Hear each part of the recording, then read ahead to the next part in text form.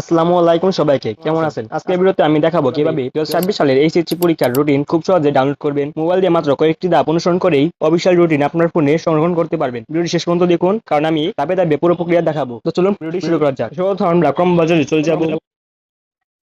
এখান থেকে আমরা সার্চ বারে সার্চ করব। এখানে আমরা সার্চ করব এইচএসসি রুটিন 2026। আমরা এখান থেকে উপরে ইমেজ বাটনে ক্লিক করব। তো এখান থেকে আমরা প্রথম ছবিটি ক্লিক করব। তো এখানে দেখতে পাচ্ছেন উপরে লেখা রয়েছে 2026 সালে উচ্চ মাধ্যমিক সার্টিফিকেট এইচএসসি পরীক্ষার সময়সূচি। মানে এটা হচ্ছে অফিসিয়াল ভাবে মানুষের আপলোড করা 2026 সালের এসএসসি পরীক্ষার রুটিন। তো আপনার চাইলে এটাকে ডাউনলোড করতে পারেন।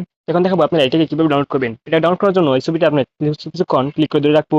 তো এখানে দেখতে লেখা রয়েছে ডাউনলোড ইমেজ। তো আপনি এখানে ডাউনলোড ইমেজে ক্লিক করবেন। এখান থেকে আবার ডাউনলোড এগিয়ে ক্লিক করবেন।